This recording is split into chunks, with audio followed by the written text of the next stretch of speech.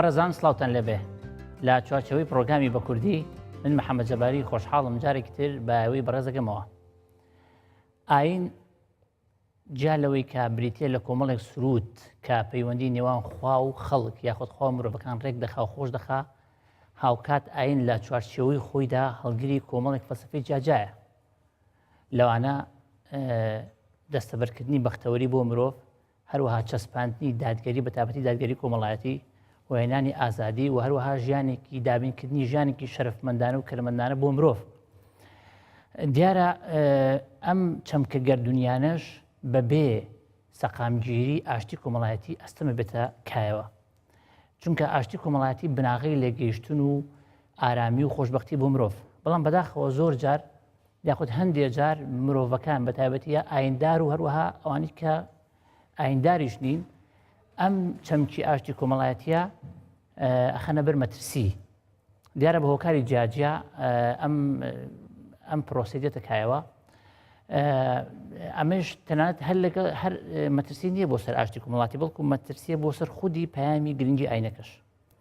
بۆ ئەوەی زیاتر لەسەر پرسی ئاشتی کۆمەڵایەتی ڕابوەستین و تاوتوی بکەین، لەگەڵ زۆر بەڕێز مامۆستا عەبدوڕەحمان سیدیق لەو بارەوە ئەم پرسە گفتوگۆ دەکەین. مامۆستا سڵاو لە جەنابت بێ و کاتتان باش بێ. هەڵبەت دیارە بینایی بەڕێز وەک هەمیشە ئێمە کۆمەڵێک میوانی بەڕێز لە ستودیۆ لەگەڵ ئێمە ئامادەن کە بریتین لە قوتابیانی قۆناغ یەکەمی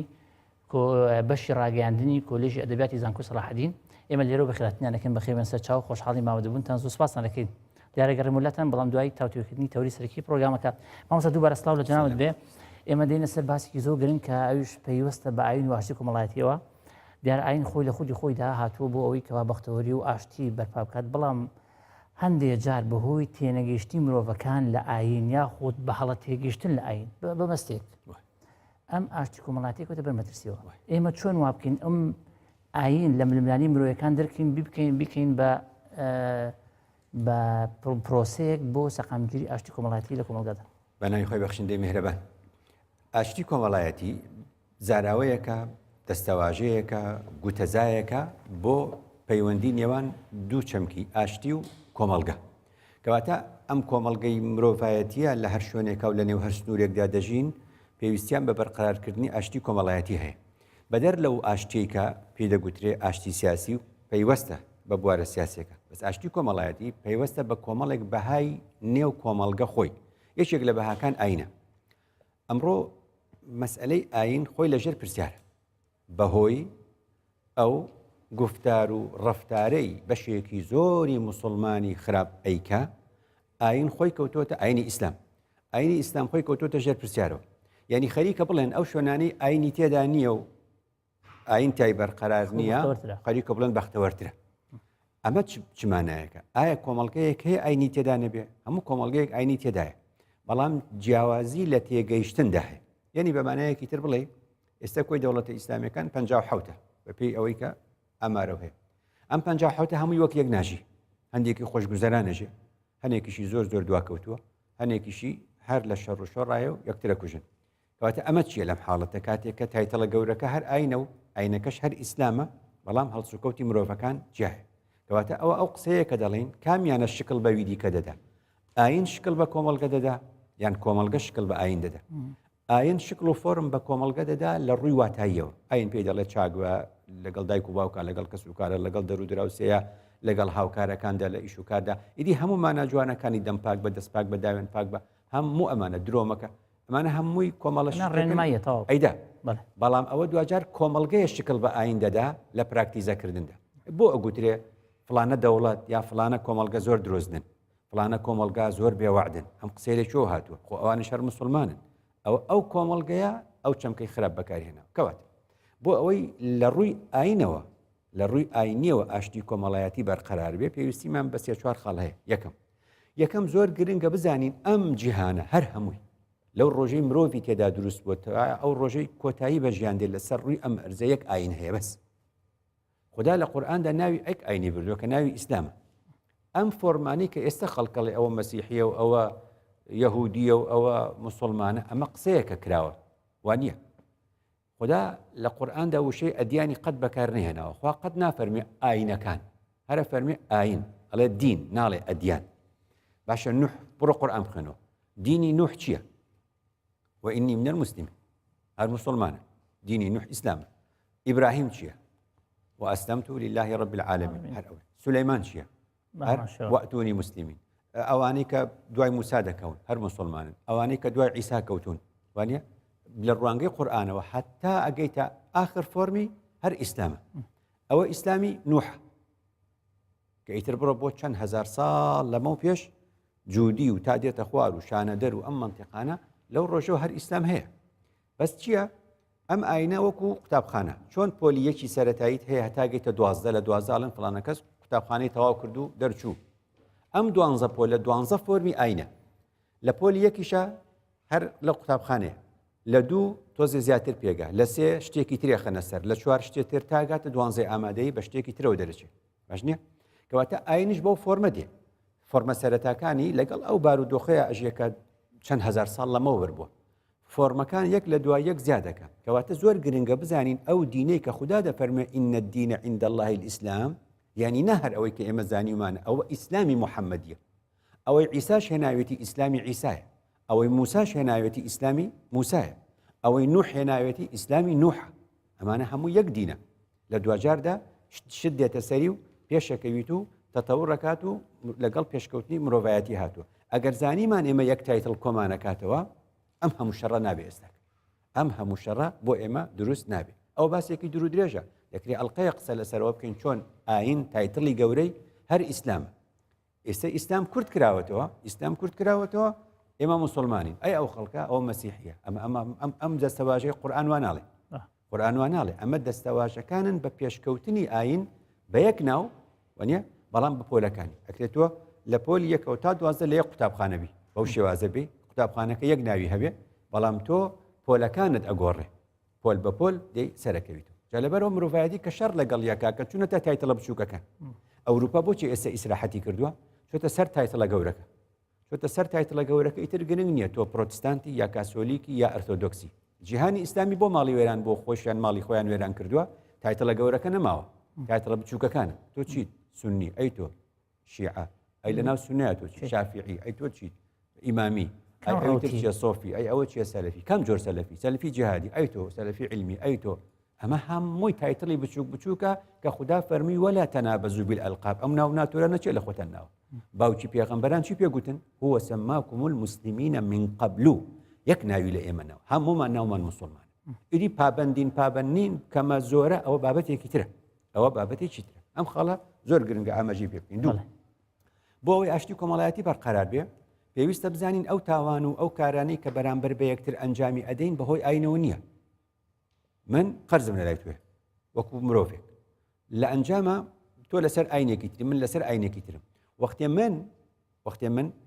داوای قەرزەکەمە کەمەوە تۆ نامدەیت تۆ ئەبێ بە شەڕمان بۆ نمونە ئەمە با خۆمان بکەین بە نمونە کە بوو بە شەڕمان خەڵکێک دێ پشتی منەگرێ ئەڵێن تۆ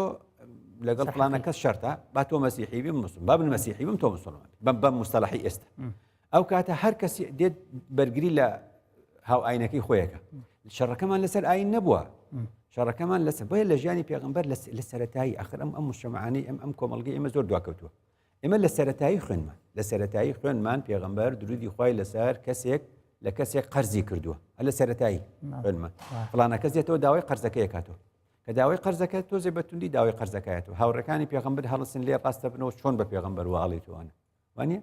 پێغەمبەر فەرمووی یا عومەر ئەوە نابێ ئەبێ بەوت بگوتبایە جوان داوای قەرزەکەت بکەرەوە بە منیشت بگوتبایە لە کاتی خۆیدا قەرزەکەی بدەمەوە ئەمە شەڕ نییە مە شەڕی دین نییە ئیکەنێمە مەگەر ئەم هەموو ڕاستیە ئەم هەموو خەڵکە یەکە کوشە ئێران لەگەڵ عێراق شەڕی بووە نە لەبەرەوەی سەدام سونیە و لەبەرەوەی ئێران شیعەیە وڵاتن لەسەر سنوور شەڕە لەسەر سەد عەرەب شەڕیانەوە نییە لەبەرەوە ئەم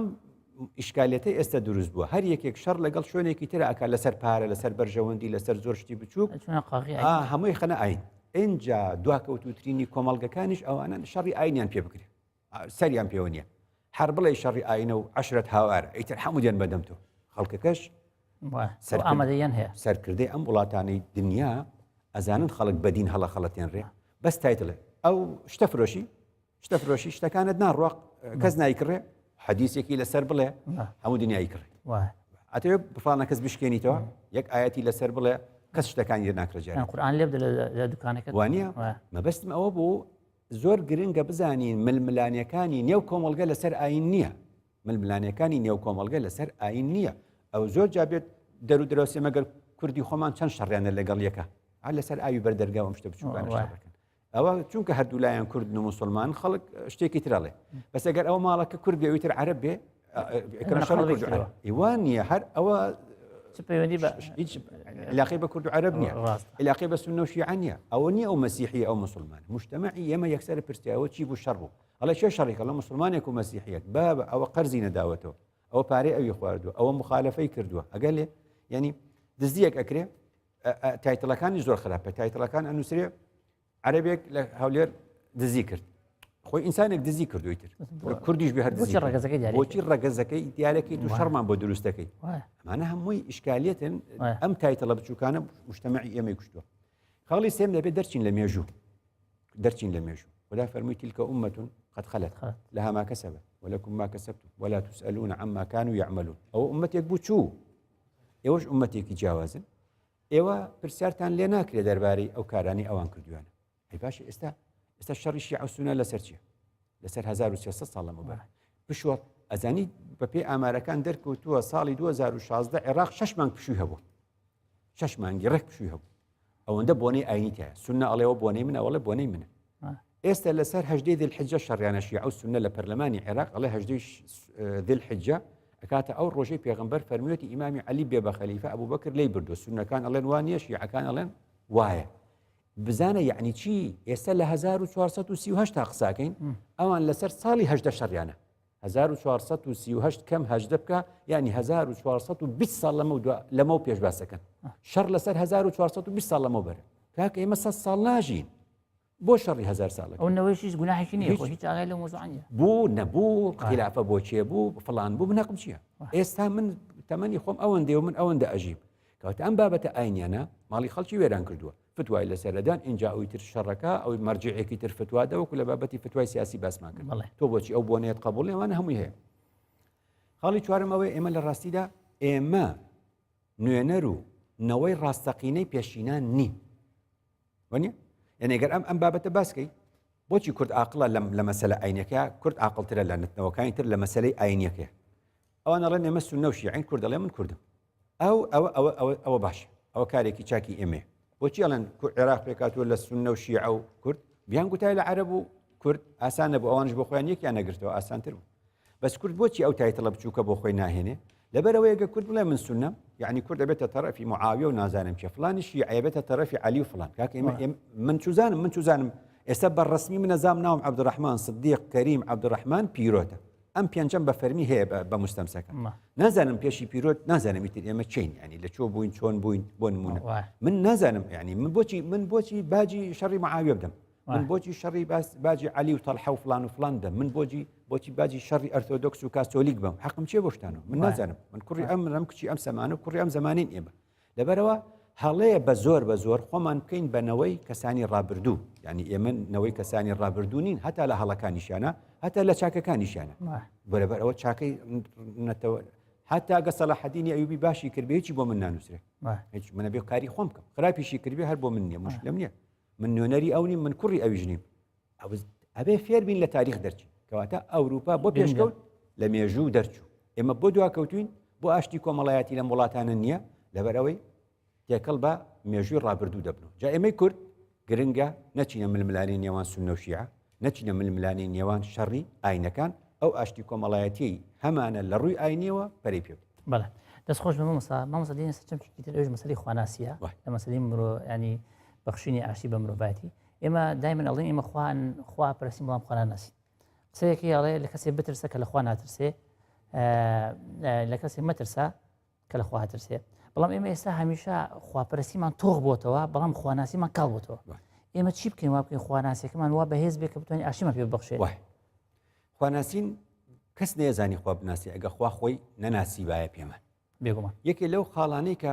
لە قورئان لە سەبح اسم ربك الأعلى يعلى الحمد لله رب العالمين ئەڵێن خدا بۆچی خۆی ئەڵێ الحمد لله يعني حمد بۆ خدا بۆچی خدا دەڵێ سەبح خدا پاک ڕاگرن پاکی بۆ خدا آخر ئەگەر نەیگوت پایە نەمان نەزانی ئەمە چی بڵێن ئەگەر نەیگوت با چیم پێ بڵێن و چۆن ناوم بەرن و چۆن عیبادەتم بکەن و چۆن بمناسی نەمانە ناسی کەواتە چاکترین پێناسەیەک بۆ خوددا ئەو ناسینەیە کە خۆی ناسیوە ئێمە لە ڕاستیدا پێت بڵێم شاراون نییە لە نێو کۆمەڵگەی ئێمەدا هەمومان دەزانین خوددا یەکە وەکو ژمارە بەڵام هەموو ئەجزانین ئەڵێن قل هو الله ئەحد ئەی خوددا بۆ نافەرمێ قل هو الله واحد خۆ واحیدیشە خوددا بەس باسی ئەوە نییە لە ژمارە کێشەمان نییە دانمان بەوە داناوە خوددا یەکە بەس ئەحد جایە لە واحد ئەو صفاتانەی کە خوددا هەیەتی لەو صفاتانە نییە کە لە مرۆ ئەچێ بۆیە ئاشتی کۆمەڵایەتی بەرقەرار نابێ چونکە ئێمە خودامان ناسیوە بەو شێوازەی کە خۆمان دەیناسین نە بەو شێوازەی کە خوددا خۆی ناساندووە بە ئێمە لەبەرەوە ناسینی خودامان وەکو مرۆڤ ناسیوە کۆمەڵگە خوددا بۆ نمونە پێ بڵێم نمونە پێ ئەڵێ فڵانە کەس تۆ پێت ئەڵێ مادام جلوبەرگت وایە تۆ جێگەت جەهەنەم ئەڵێ کاکە بۆ ئاخر تۆ ئێستا بۆچی لە جاتی خوا قساکەی خوددا وای نەوتووە ئەڵێ دەی باشە من نمونەیەک پێڵم ئەگەر سەرۆکی وڵات پێی گوتی ئەوە بکە و ئەوە بکە و ئاوات نەکردو ئەو جلوبەرگت نەپۆشی لە فڵانە شوێنە و تۆ سەربازی و نازام چی سزات نادا ئەڵێن بەڵێ دەی ئەڵێ خودداشوە ئەوە تۆ کاکە خوددا سەرۆکی وڵات نییە تۆ بۆ ئەو بەراوردە ئەوە بۆم نەکەی یا بەڵێ ئەڵێ خوددا ئینتیقام من لێ کاتەوە ئینشەڵڵا ئەوە لێکە کاکە بۆ چیم کردووە ئەڵێ لەبەرەوەی ئەو قسەیەت کرد ئەڵێم چۆن ئەڵێ دێ ئەو قسەیە لە حزوری فڵانە کەسا بکردا ئینتیقامی لێ ناکرد ئەڵێم بەڵێ دێ ئەڵێ خودداشوە ئاخر لەم خوددا تۆ ئەوە بەشەر ئاوە ئینتیقامەکاتەوە خوددا گەورەترە لەوەی ئینتیقام لە مرۆڤەکانی خوا بەشەری وەکێک لێ ئینا من المجرمین منتقمون خوددا تاوان خوددا تۆڵەی لە تاوان بارانە لە مرۆڤ چاکارانە چی بکەن خوددا گەورەیە خوددا مرۆڤ نییە یعنی هەموو شتەکان ئاوە تەماشاکە لە نوێژ ئاوەستاوی ئەڵێ کاکە ئاوە بۆستە ئەڵێ کاکە بۆ ئاوە بۆستم ئەڵێ کاکە تۆ لە حزوری فڵانە کەسا بۆستی سەرۆکی وڵاتەوە نازانم چییە لە عسکەریە نازانم چی ئەوەستی ئەوە ناکەی ئەڵێم بەڵێ کاکە خۆ من خوددا زابوت نییە و من عسکەر بم ئاوە بۆستم خوددا قبولێتی من بە پاڵکەوتنەوە نوێشکەم الذين يذكرون الله قياما وعلى وقعودا وعلى جنوبهم بدانشتو نوێژەکەم بە پاڵکەوتنەوە نوێژەکەم ناتوانم بەڵام لە حزوری خەڵکا شەرمە بە پاڵکەوتنەوە دانیشتوانی خوددا جیاوازە لەو ناسینەی کە ئێمە بەراوردێکەکەن لەگەڵ مرۆڤەکان هەمیشە بەراوردی خودداکەن بە کاری ڕۆژانە بە کاری ڕۆژانە ئەرە تۆ ئەگە وا بکەی وا نابێ بەڵێ دەی خودداش ئاوە نییە چێ هەیە مرۆڤ بێ لەسەر ڕووی ئەم زەمینە بڵێ من 100 ڕەحمەتم هەیە ئەم دنیاە لەو ڕۆژەی مرۆڤ هەیە تا کۆتایی دنیا بە یەک ڕەحمەت دا بەشەکەم بەسەر ئەم مرۆڤایەتیە 99 ڕەحمەتم بۆ قیامەت هەڵگرتووە ئەوە خوددایە وای کردووە هیچ مرۆڤێک ئەو کاری نەکردووە لەبەرەوە تۆ بۆچی ڕەحمەتی خوا بچووکەکەیتەوە بۆچی کارەکە لە من بچووکەکەیتەوە کەواتە مەسەلەی خوددا ناسین زۆر گرنگە خوددایەک ئەناسین کە دروستی کردوین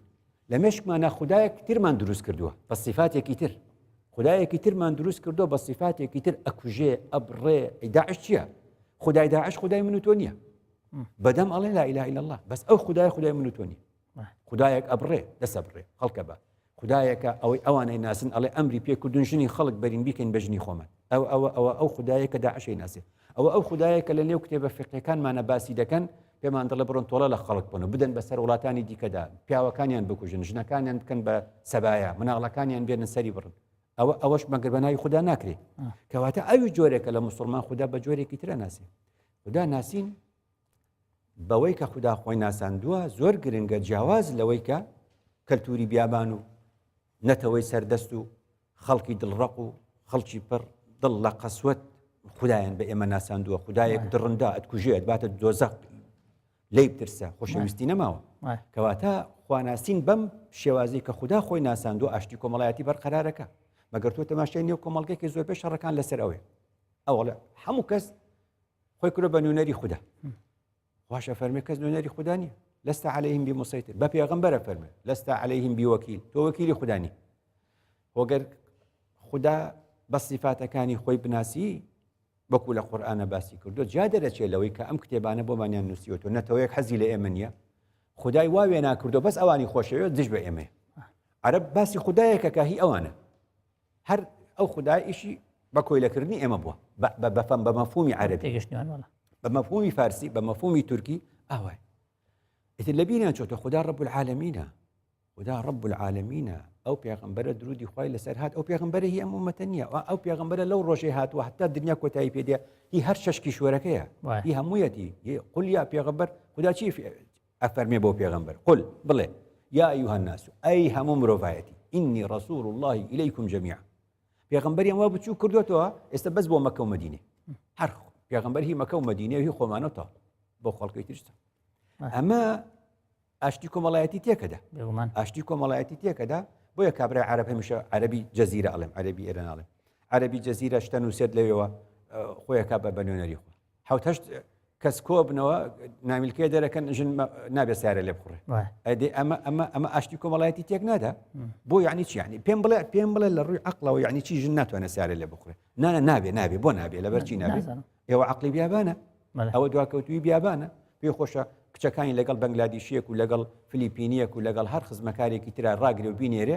بەڵام پێی خۆش نییە ئەو ئافرەتە ئۆتۆمبیل لێ بخڕێ اینجا حوت هەشت نۆزانە ڕیزەکان بە ئامانە هەمویان فەرمویان ئەوانە فەرمویانە چی مەبەستم چی بوو مەبەستم ئەوە بوو ئاشتی کۆمەڵایەتی بەوە تێکە چێکە لە جاتی خوا بە کەلتورە دواکەوتەکەی خۆت بێ قسە بە ئێمە بڵێ لەبەر ئەوەیە من دەڵێم ئێمە تێگەشتنی کوردانەمان پێویستە بۆ ئاین تێگەشتێک کە خۆمان لە ڕوانگەی قورئانەوە سەیری خدا خۆی پێناسە کرد بە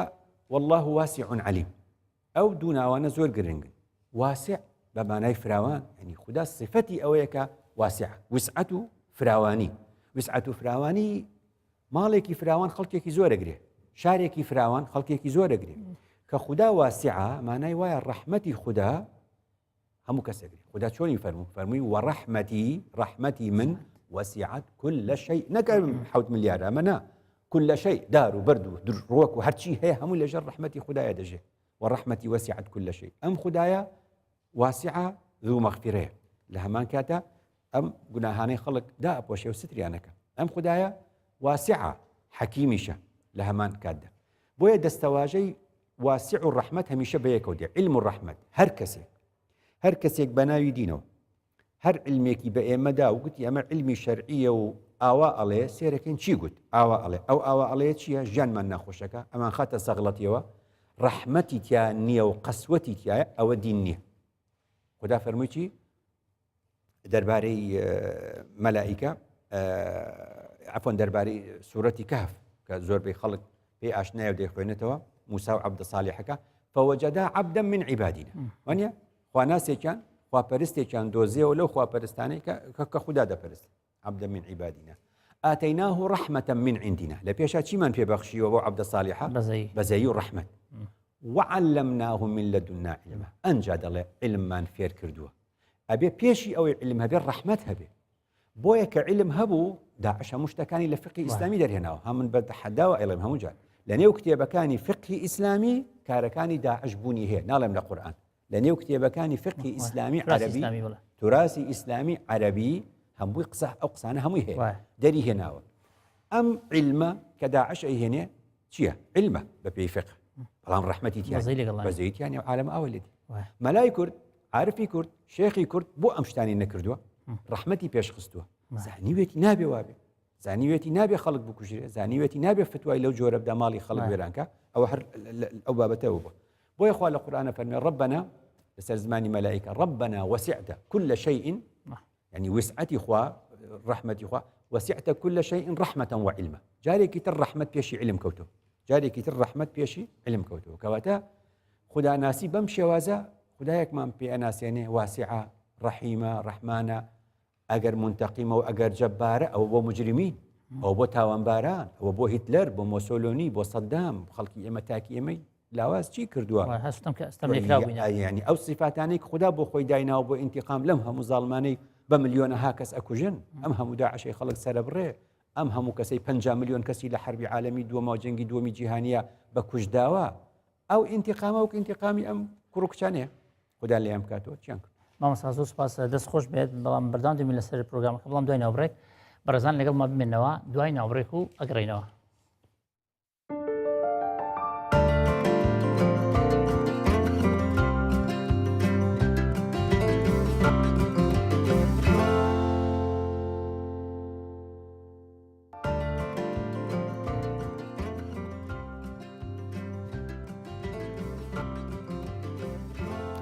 بەڕێزان دووبارە سڵاو بەرداوامین لەسەر پێشکەشکردنی پرۆگرامی بە کوردی ئێستاچین لای مامۆستا بەرداوامین لەسەر گفتووەکەمان لەسەر ئاین و ئاشتی کۆمەڵاتی دێنە سەر پرسیارێکی تر کە زۆر گرنگە ئەوش مەسەلەی عەقڵە بەداخەوە لە کۆمەڵگەی ئێمەی موسڵمانە عەقڵ تا ڕادێکی زۆر غایبە و ساڵانێکی زۆرە وەکو جانابت باس کرد ئەگەر عەقڵ مەسەلەن ینی دەورێکی گرنگی هەبێ ئەو هەموو شەڕ و کێشە گەورانە لە کۆمەلگا ڕوودادا ئێمە چۆن وا بکەین عقڵ دەورێکی وای بدەینێ لەگەڵ هاوکات لەگەڵ نەقلیشە نەقلێکی دروستە وا بێ ئاشتی کۆمەڵاتی بچەسپێ کۆمەڵگاکەمانە ئەم ئاشتی کۆمەڵایەتێکە لە ڕووی ئاینەوە ئەچەسپێنرێ و لە ڕووی ئاینیشەوە تێکەدرێ بە تێگەشتنی باش ئاشتی بەرقەرارە بێ بە تێگەشتنی خراپی شەڕ و شۆڕە بێ وەک ئێستاکە هەیە ئەو خەڵکە یەکە کوژە و یەک بۆ جەهەنەم و دۆزەخەنێرێ هەر بەراوی ئاینەوە دەینێرێ ئەویش کاڵت باسی بەهشتەکە هەر باسی ئاینەکە کەواتە ئێمە کەوتینە بەرامبەر دەستەواژەیەک ئیسلامی ڕاستەقینە کامێ ئاینی ڕاستەقینە کامێ کەس ناتوانێت ئەو پێناسە بکە کەس ناتوانێت بیکە کەسیش ناتوانێت ئیدعای بکە بەو شێوازە ئێمە ئەکەوینە بەردەمی پیادەکردنی جۆرێک لە تێگەشتن لە ئاین لە خۆمانەوە ئەڵێین ئەگەر مەسیحیەت وەکو ئەم برادەرە بێ فلانە کەسە بێشت و لا شتێکی جوانە و ڕێک و پێکە ئەگەر ئیسلامەتی وەکو فلانە کەس بێ و ئاوها بێ وڵای شتێکی باش دیوتە چێڵێن نمونەمان نمونەی بەرجەستەکراومان پێویستە ئەمما هەر دەقێک لە خودی خۆیدا مانایەک نابەخشێ کوردی باش چییە کە کاتێک ئەبینی هەڵسو کەوت و ڕەفتار و گفتاری و هەڵوێستەکانی ئەڵێ ئەمە کوردێکی دڵسۆز ئاوا دەگوتوە ئەجنا ئەو پێناسەیە یاخود ئەو مەتحەبەیەکی تر نادی ئاینیش بە هەمان شێوە بەگبا بگەڕێنەوە بۆ ئیسلامی ڕاستەقینە ئیسلامی ڕاستەقینە گەڕانەوەی ناوێ ئەوێ پێشکەوی مەگەڕێرەوە پێویستی بە عەقڵ هەیە باشە هەرچی مفەسیری قورئان هەیە چۆن تەفسیری قورئانیان کردووە یعنی چیان کردووە کە ئاەتێکیان هێناوە ئەم ئاەتاڵە کەلامی خوددایە و ڕاست تەفسیر یعنی چی بۆ ناوی خۆی لەسەر ناوەڵە تەفسیری تەبەری ئیبن و کەسیر فلان فلانی وانە بۆ ئاڵێ ئەوە منی مرۆڤ وا تێگەشت مانای وایە مفەسیر ئەوەی حەدیثمان بۆ ڕاواکە ئەوەی ئاەتمان بۆ تەفسیرەکە مرۆڤن ئەم مرۆڤە ئێعتیمادی لەسەر چی کردو ئەم مرۆڤ گەشێت وایە تەفسیری قورئانی پێکرا وەری ناگری ئەم مرۆڤ گەر ساوایەکی 2 ساڵ و 3 ساڵ و 10 ساڵ بێ لێی وەرەگری ئەم قسەیە نا کەواتە بۆچی لێی وەرەگری ئەڵێ ئەم مرۆڤ عەقڵی بەکارهێناوە خۆ بە عەقڵی خۆی تێگەیشتووە و زمان ئەزانێ و ئەوە ئەزانێ و ئەو عیلمە ئەزانێ و مەنتیق ئەزانێ و چی ئەزانێ ئەم تەفسیرەی بۆمان کردووە کەواتە ڕاستیەکەی کە ئەڵێ فلانە کەسەڵە ئیمامی شافعی ئەوە ناوینا بە ئیمام ئەر ئیمامی شافعی خۆی قسەکانی لەکوێ هێناوە ئەڵێن لە قورئان و سنت لە قورئان هی خدا بێ و سنەتی پێغەمبەر بێ کەواتە ئەمە هی ئەو نییە ئەم چی لەوانە کردووە لەوەوە شتێکی دۆزیوە ئەوەی بەچی کردووە بە عەقڵ یا بەبێ عەقڵی بە عەقڵ کەواتە ئیمامی ڕاستەقینێ هەمومان هەر عەقڵە عەقڵ ئیمامە اینجا بە ناوی شەخسەکەەوە ئەو قسەیە کراوە ئەجینا هەموو ئەم بیردۆزانەوەڵەنەوە بیردۆزی فیثاگۆرسە فیثاگۆرس چی کردووە بە عەقڵی خۆی بیردۆزێکی دۆزیوەتەوە ئەو هەموو سانستێکە هەیە ڕاست کەواتە ئیمامی ڕاستەقینە عەقڵە دوجار عەقڵە ئەرە تۆ لە زانستی ئیسلامیەکانی ئەنووسرێ نوێژ ڕۆژ و نازانم چی ئەم هەموو تەکالیفە دینیە لەسەر چێ واجیبە لەسەر چێ واجیبە جێبەجێ ئەنووسێ یەکەم ئەبێ مرۆڤ بێ اینجا ڕواچی صفاتەکانی مرۆڤ ئەڵێ بێ عاقڵ بێ ئەڵێ هیچ تەکلیفێ لەسەر شێت نییە کەواتە ئەوەی کاری شێتانە ئەکا بە ناوی ئاینەوە بێعەقڵە کەواتە دین بە بێعەقڵ ناکرێت دین بۆ ئینسانی بێعەقڵ نییە هەر کەسێک عەقڵی نەبێ نەقلیش تێ ناگە نەقڵ چێ نەقڵ ئاەتێکە فەرمودەیەکە چۆنی عەقڵێکی ئەوێ ئەمەمان بۆشی کاتەوە کەواتە وەکو زاناکان گوتیان مەرجی خوداپەرستی ئەوەیە کە شێت نەبی یەکێک لە مەرجەکانی ئەوەیە کە عاقڵ بێ شێت نەبی وانە مناڵی ساوا نەبی گەورە بی و باڵق بوو بێتی و تێگەشت بێتی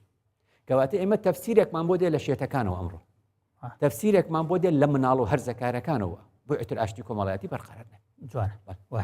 مامۆستا خاڵێکی تر هەیە ئەوەی ئێمە کە باسی ئاشتی کۆمەڵایەتیمان کرد بەڵام ئێمە چی بکەین بۆ ئەوەی کە ئاشتی کۆمەڵایەتی ئێستا کۆمەڵگەکانی مرۆڤایەتی یان لە شەڕدان یان لە ترسی شەڕدان یان لە قەلەقی و دڵڕاوچێدان چی بکەین بۆ ئێمە ئاشتی کۆمەڵایەتی بەرقەرار بێ ینی مرۆڤ تۆزێ ئارام بێتەوە قبول نەکەین لە هیچ کەس دین بۆ شەڕ بەکاربێنێ چونکە دین سێ کوچکەیەکی هەیە لە ناو کوردەواریە دەبێت دین ئاشتی بێ هەر کەسێک دینی بەکارهێنا بۆ شەڕ و بۆ کوشتار و بەکاری هێنا بۆ ئەوەی ئێمە بدا بە یەکتردا ئەوە دین نییە ئەوە دین نییە چونکە خدا ناوی سەلام دینەکەشی ئیسلام و سەلام ئیدی هەر کەس بڵێ شەڕەکەم لەسەر پارە بڵێ شەڕەکەم لەسەر سنوور بڵێ شەڕەکەم دەسەڵات هەرچی ئەڵێ بڵێ ئەوە ئەبێ بەس مەڵێ من نوێنەری خوددام و شەڕی خوددا ئەەکەم درۆ مەکە ئەبێ بەو خەڵکانە بڵێن درۆزنی گەورە ئێوەن کە بە ناوی خودداوە ئەتانەوێ شەڕ دروستکەن و بە ناوی خوددانەوە دەتانەوێت ئێمە بکوژن و بە ناوی خودداوە دەتانەوێت مەڕەواتی بەزەوت بدەن و بە ناوی فتوای سیاسیەوە دەتانەوێت ئێمە لە نێوبەر ئەوە درویەکی گەورە و شاخدارە دەبێت ئەمە لە کەس قبول نەکەین ئەمە لە کەس قبول نەکەین لە نێو کۆمەڵگەی کوردەواریە ئەمڕۆ هۆزەکانی ئێمە شتێکیان بژاندۆتەوە هۆزەکانی کوردەواری ساڵانە هەر هۆزێک باشە ئەوەشتە مادیەکانە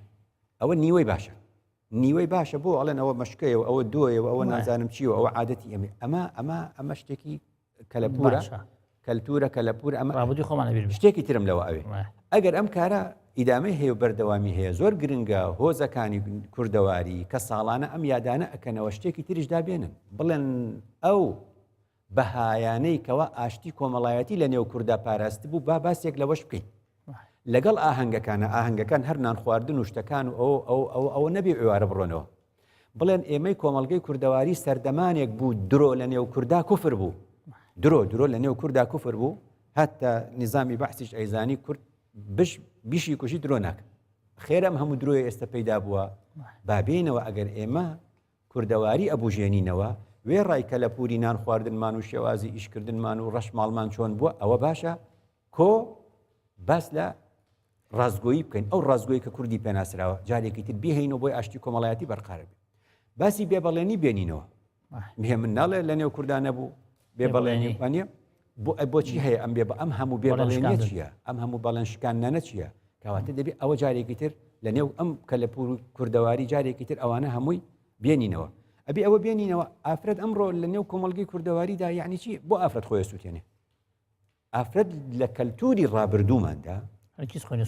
شەڕی کردووە لە بەرامبەر دوژمنەکان ئافرەتی کورد خەنجەرێکی پێ بووە ئەگەر بیزانی باە ئەکەوێتە دەستی دوژمن و دەست درێژەیەکە لەسەر مەگەر خۆی کوشت بێ بۆی نەکەوێتە دەستی دوژمن پێشمەرگە پیاو بوو بێ و ژن بوو بێ لە شاردا لە نێو چەکەکەیدا فیشک هەبووە بەڵام فیشەکێکی لە ژرفاندا هەڵگرتو ئەگەر بیزانیا دەکەوێتە دەستی دوژمن خۆی دەکوشت لە حاڵەتی ئاساییە لەبەر شتێک ئەم شتە بوردانە خۆی ناکوشت ئەو بێگە و بەهایی ئافرەتی کورد هەی بۆ لە ڕابردوودا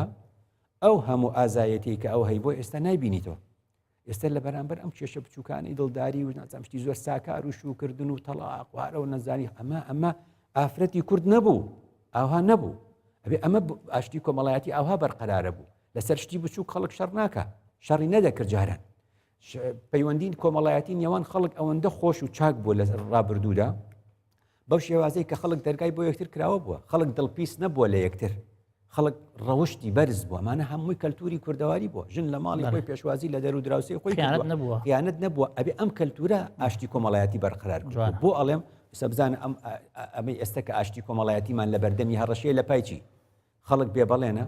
لەسەر پارە ئەو نایداتەوە ئەو قەرزی ئەو ناداتەوە بێتە دەمەقاڵێ و شەڕ و دێکە کوژن ئەو نازام سێری کچی فلانی کرد ئەو نازام چی بۆ ئەو لەسەر گاوانی ئەو لەسەر سەرچۆپی و نازامشتی زۆر ئەمانە چین ئەمانە کەلتوری کوردەواری نەبوون ئاوا نابێ کەلتوری کوردەواری هەموو ئەمانەی بەرز کرد بۆ لەبەرەوە ئاشتی کۆمەڵایەتی ئێستاکە کە خەڵک لەسەر زوکەڵ ئاشنکۆف دێنە و یەکترە کوژن حرام بۆ جاران خەڵک خەنجەر ئەتون ئەم هەم کوردە قەدیم خەنجەری پێ بووە بەکاری نەهێناوە بۆ کوشتنیەک بۆ دوژمن هەڵی گرتووە نابێ ئەم چەکەی کە لە بەردەستمانێ بۆ ئاشتی کۆمەڵایەتی پێ بشێوێنین لەبەرەوە قانونمان پێویستە پابندبوون بە یاسامان پێویستە دادگامان پێویستە لە بەردەمی دادگادا هەمومان یەکسان بین داواکاری گشتی دەبێت کاری خۆی بکە ئەخە داواکاری گشتی کە کاری خۆی ناکە ئێمە شەڕەکەین لە بینی خۆمانە شەڕەکان خۆمان یەکلایەکەینەوە هەموو ئەمانە پێمان ئەڵێ کە زۆر گرنگە ئێمە وێ ڕای ئەمانە ئاگاداری دادپەروەری کۆمەڵایەتی بین بۆی ئاشتی کۆمەڵایەتی هەبێ ژمارەیەکت پێ بڵێم لە ساڵی 2013 لە هەرێمی کوردستانە پێش ئەوەی داعش بێ ئێمە ڕێژەی سەدی هەژاریمان لە 100 کەمتر بووە ئێستا لە 2017 لەم مانگی چوارە ڕێژەی هەژاری لە 112 مانەی لە ماوەی 4 ساڵە ئێمە 4 ئەوەندەی 2013 لە هەژارین ئەم هەژاریە بێگومان ئاشتی کۆمەڵایەتی خاتە بەر هەڕەشە کەواتە زۆر گرنگە لە دوای تەوابوونی شەڕی داعش و چاکبوونی چارەسەری گەندەڵی و ئەم بابەتانە عەدالەتی اجتیماعی عەدالەتی کۆمەڵایەتی بەرقەرارکەین بۆ ئەوەی ئاشتی کۆمەڵایەتیش بەرقەرار بێ و هەمووشمان یاسا سەروەر بێ لەسەر هەمومان مامۆستا دووبارە دەستخۆش زۆر سوپاس مامۆستا ئێستا چەند لە میوانەکانمان بۆ وەرگرتنی و پرسیار و سەنجەکانیان لەسەر تەوری سەرەکی بەرنامەکە دووبارە بەخێراتدانەکەین بەخێر بێن سەر چاو زۆر سوپاسانەکەین پێمان خۆش بێ ئێستا لە چوارچەوەی ئەو تەوری کە خسمانە ڕوو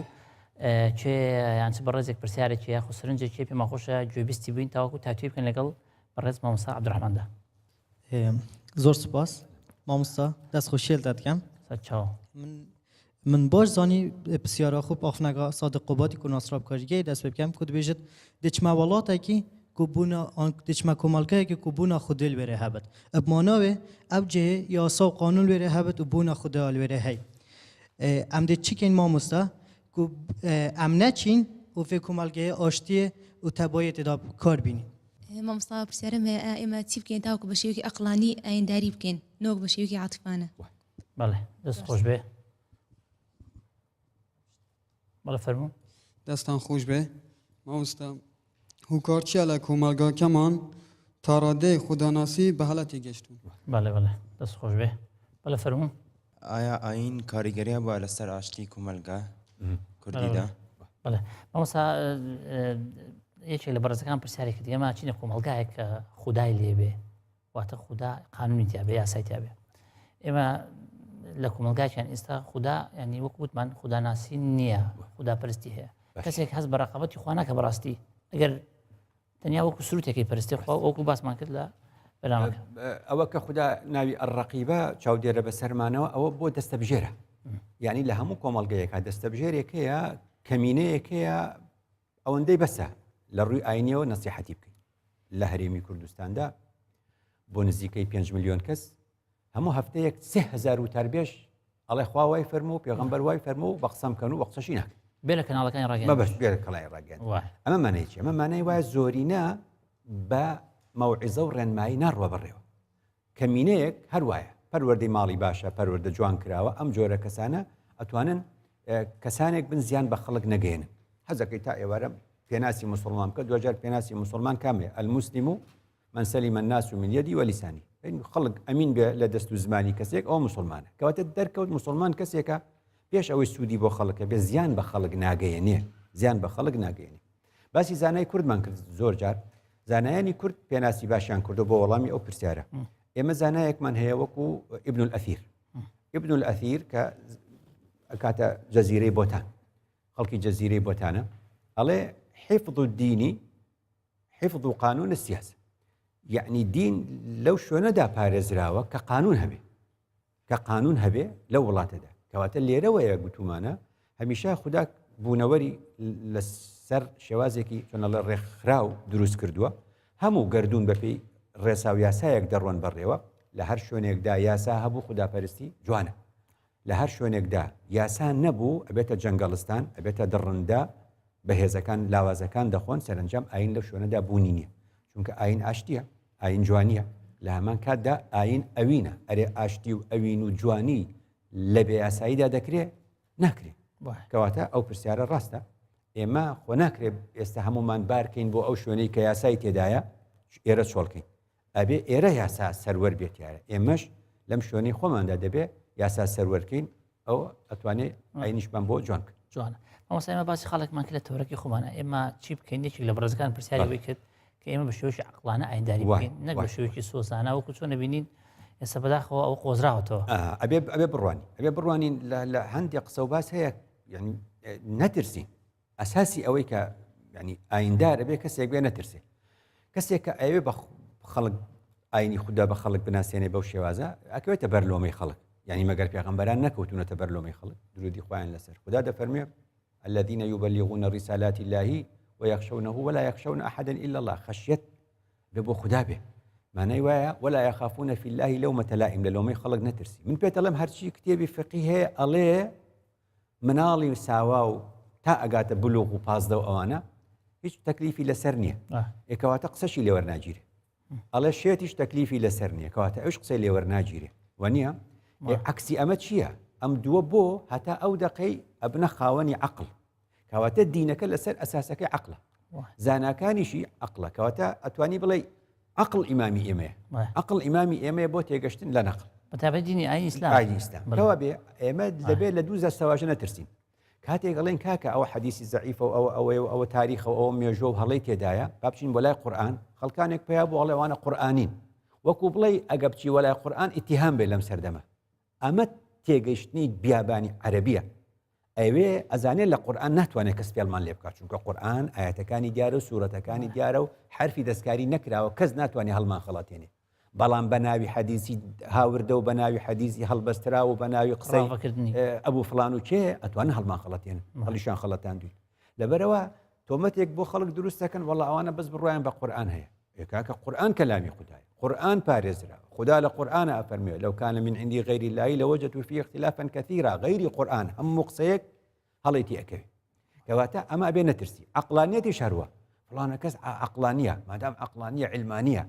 با بە دینەکەی تۆ خۆی دینی عقلە دینەکەی تۆ ئەڵێ ئەفەلا تعقیلون دینەکەی خۆت بە عقل ئەسەن دواکەوتوترین مسلمان بێنی کە قسەیەکت بۆ کاڵێ شتە بواە بیری لێ کردوێتەوە عقلەکەی ئەوەی هین کردو کەواتە دوجار ئێمە ئەبێ لە لەوەی خەڵک نەترسی قورئانمان هەیە فەرمودەشمان هەیە سنەتیشمان هەیە بەڵام دەبێ قورئان حاکم بێ بەسەر سنەت و فەرمودەوە نابێ فەرمودە و سنەتێک بێنی بۆ من بڵێ با لەگەڵ قورئانیشا جیاواز بێ ئەوە وای پێغەمبەر چۆن مخالەفەی قورئانەکە سنەت چۆن پێچەوانی قورئانە بێ دەبێ نەترسی لەم قسانە بۆ ئەوەی ئینسان عاقڵ بێ عقلانی بێ نابێ بترسێ لەم لۆمەیە ئەستان شەرەفە ئینسان قورئانی بێ شەرەفە ئینسان عقلانی بێ ئەمە حاڵەتەکەی لەبەرەوە زانایانی چۆن نەڵێ فقی ئیسلامیش هەروایان گوتووە مامۆستا پرسیارێکی تر هەیە ئەڵێ مەسەڵەن ئێمە خواناسی باڵەت هێ نەگەیشتوین ئەو خواناسی ئەیکەین ئەو خواناسێکی دروستە ئەوەی کە خوا ئەوێ یان ئەوەی کە خۆمان ئەمانەوێ ئەمە پرسیارێکە هەمیشە کراوە وای تۆزی ئاماژەمان پێ کرد ئەگەر ئیزافێ بخەمە سەر ئەوە بۆ وەڵامی ئەو پرسیارە خودازانی هەیە و خوداناسی هەیە خودازانی ئەوەیە ئاین بۆ بە علم ئەڵێ ئەنجاوە خراپە ئەڵێم ئاخراپ چۆن یعنی ئەو ئیسلامەت و دینداریەی زۆر بە سادە و بە جوانی و بە ساکاری کە پێغەمبەر درودی خوای لەسەر فێری ئەعرابیەکی دەشتێکی دواکەوتووی ئەکرد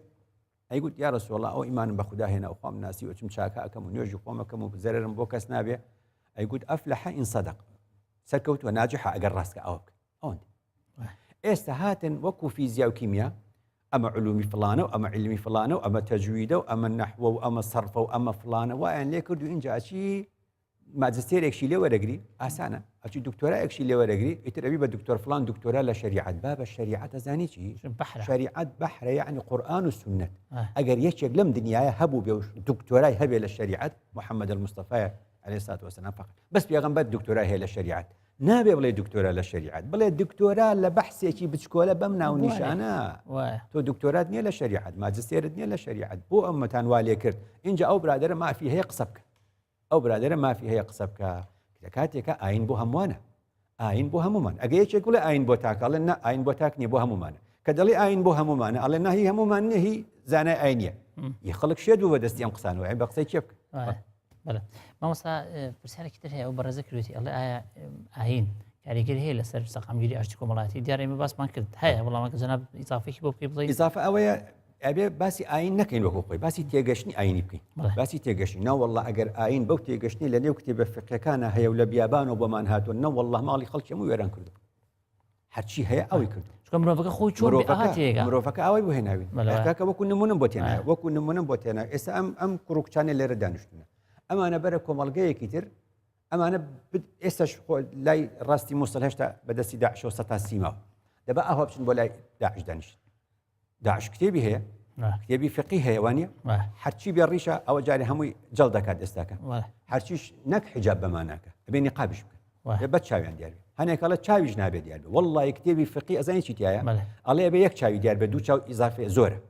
یعنی ئەڵێ حاجەتی پێ نییە بە دوو چاو داوای نیقاب لە پیاوی شەکەن هەندێک کەس ئەڵێ ئەگەر هەندێک پیا و دەمو چاوی جوان بوو نازام چی بوو خەڵک تووشی فێت نەبوو ئەبێ خۆی پیشانی خەڵک نەدا بابە ئەمە هەمووی دڵپیسی ئەم جۆرە کەسانەیە ئاین چۆن وا ئەبێ دینداری چۆن وا بێ دینداری کوردەواریە دینداری تێگەشتنی کوردەواریە دینداری مەلای جزیریە مەولەویە مەحویە نالیە بێسارانیە مەلای گەورەی کۆیە ئەحمەدی خانیە ئەبێ دین لەمانە وەرگرینەوە ئێمە نەدین لە بیابانەوە بێنین مامۆستا سوپاس ئێستا لای میوانەکان بۆ وەرگرتنی پرسیاری تر ئێستا چ بەڕێزێکی تر پرسیاری هەیە پێم خۆشە گوێبیستی من بەڵێ فەرموو بەڵێ مامۆستا دەست خۆشێلتە دکەم و خێراتنا مامۆستاژی دکەم سوپاس پرسیارێک مەهەبی متویا بزانم یعنی بوو نمونەت ناو ئیسلامێدا ئەم گەلێ تای وەکی مامۆستای ئاماژە پێکرێ شیعەیە سونەیە سەلەفیە ناواندا جارێکە دیت بنەوە بەش ئەم ناو کۆمەلگێدا ئەس دێ چتو زانم کو ئەس ئیسلامم ئەس ێ پڕاست و درستم ئەس یعنی ئاشتیش دێژیم متوێت بێمە ئەنجامە بەێ مامۆستا سوپاس باشە دەست خۆش بێ بەڵێ فەرموو هاتوو دەستخۆشی لە مامۆستا دەکەم بەخێر بێ پرسیارێکمە بوو بۆچی ئاین ئیسلام سەرێتا لە ناو عەرەبەکانەوە دەستی پێ کردووە بەڵێ دەست خۆش بێ بەڵێ فەرموو دەستخۆشی لە مامۆستا دەکەم پرسیارەکەم ئەوەیە ئایا ئاین ڕێگر نییە لە بەردەم ئاشتی کۆمەڵایەتی بەڵێ دەست خۆش بێ دەست خۆش مامۆستا سەرچاو بۆچی ئاین لە ئێستادا ناتوانێت ڕێگر بێت لە بەردەم ئەو کێشانەی کە دێنە بەردەم مرۆڤ ناچار پەنا بۆ خۆکوشتن دەبا ئەگەر بێت و کێشەیەکی بچووکیش بێ دەست خۆش بێ شێسی بەڕێزێکتر بڵێ ئەبیدە و خاتونە ئەو کارانەی داعش پەیڕەوی دەکات لە ناو دەقە ئاینی و قورئاندا هاتووە بەڵێ بەڵام مامۆستا ئاماژە بۆی کرد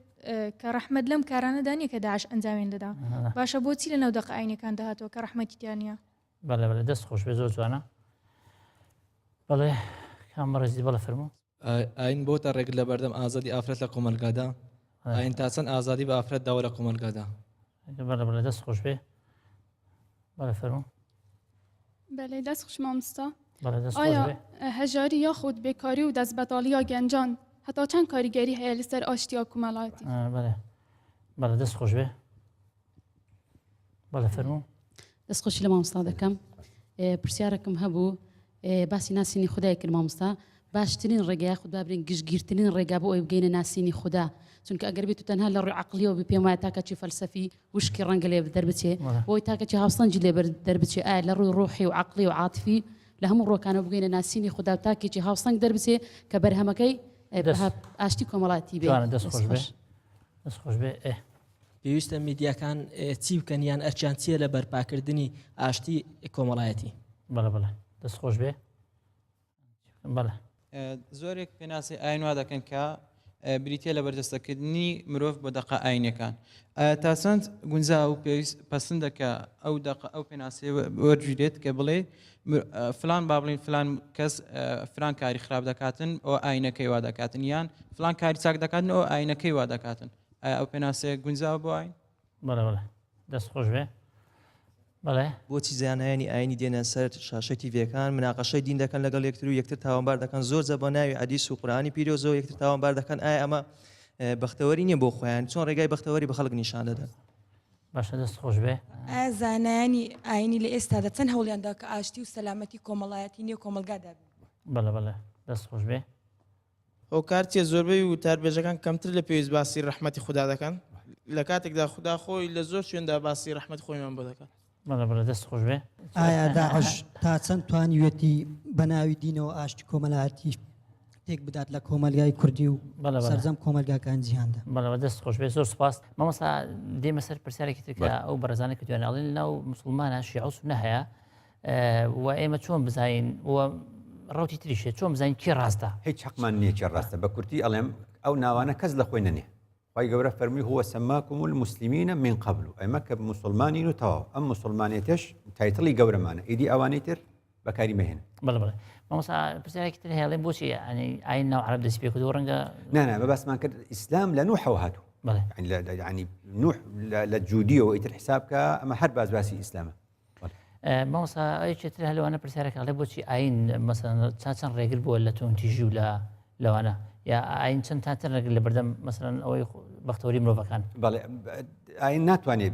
ئاین خودی خۆی ڕێگر نییە لە بەردەمی بەختەوەری مرۆڤەکان ئاین بۆچی ڕەحمەتەن للعالەمینە وما ئەرسەلناکە ئیلا ڕەحمەتەن للعالەمین هەر شتێک ڕەحمەتەن للعالەمین بوو ئەوە خودی ئاینە پێچەوانەکەی ئەوە بوو نەکرێ ڕەحمەتەن مامۆستا پرسیارێکی تر جامش باس کردەوەیە یەکێک لەو بەڕێزانە پرسیاری کردکەوە داعش کە ئەڵێ ئەو کارانەی داعش ڕەحمەتی تیانی لە کوێ هێناوە بۆچی ئەو زانایانە ئەو شتیان ئەوە لە قورئان نییە ئەوە زۆر گرنگە من بۆ بەوردی قساکەم هەموو جار ناڵێم ئەوەی داعش کردوێتی لە قورئان هێناوێت ئەڵێم هەرچی داعش دەیکا بەڵگەیەکی بۆ بوونی هەیە لە نێو کتێبی فقهی ئیسلامی فقهی ئیسلامی یعنی چی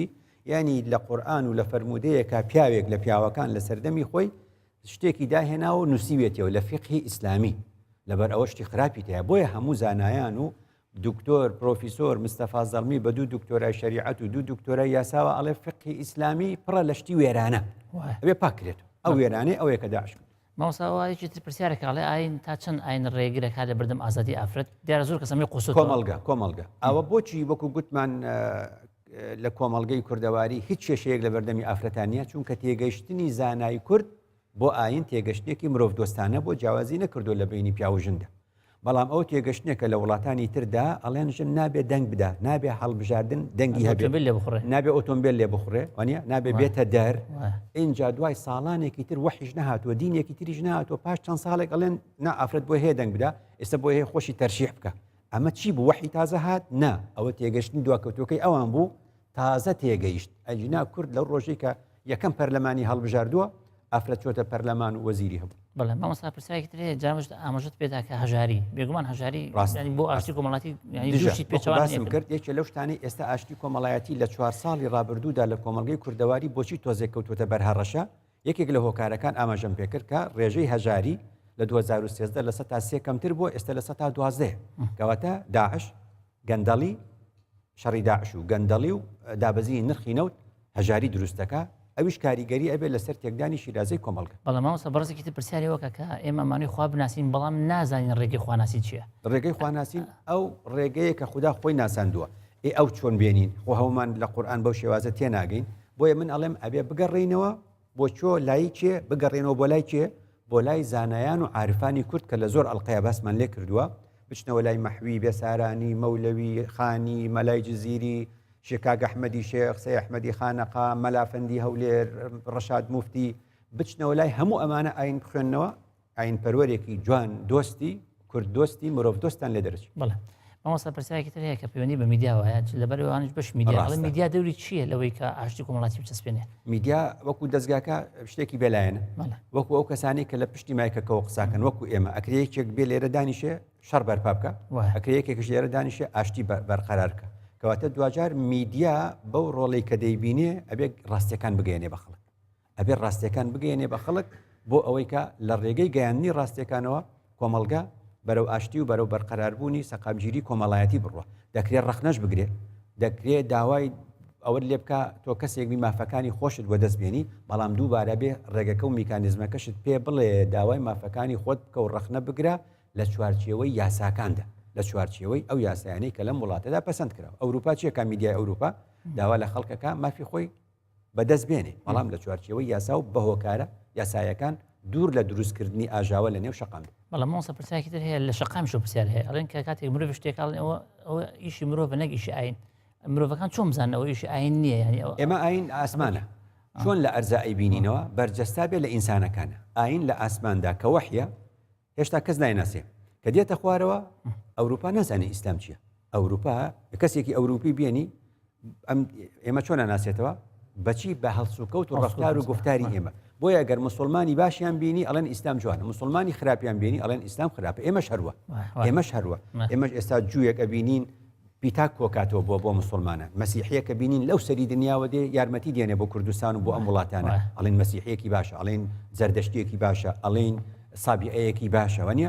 ئەڵێن یەزیدیەکی باشە ئەڵێن هەموو ئەمانە لە ڕوانگەی چیەوە لە ڕوانگەی هەڵسوکەوتی ئەوە لەبەرەوە بۆیە مرۆڤەکان سزایەکەی لەو سزایانی لەسەر دین بەریانەکەوێ ئەوەیە کە دینی خوددا لە ذاتی خۆیدا جوانە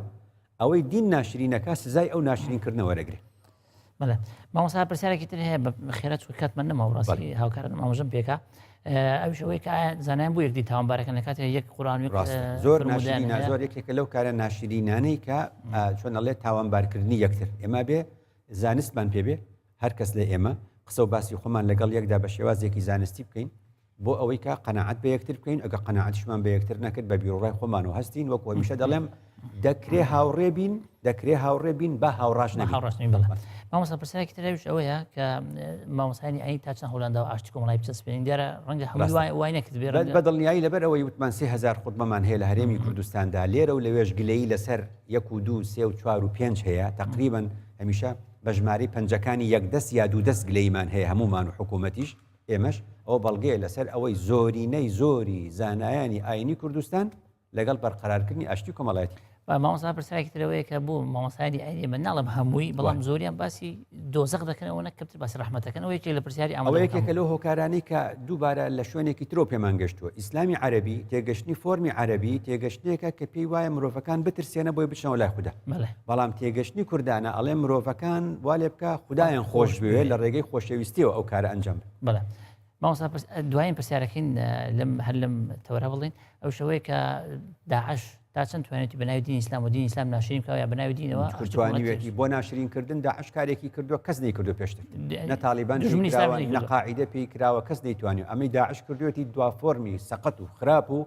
دڕندانەترین شێوەیەتی کە کردوێتی لە مێژوودا و تا ساڵانێکی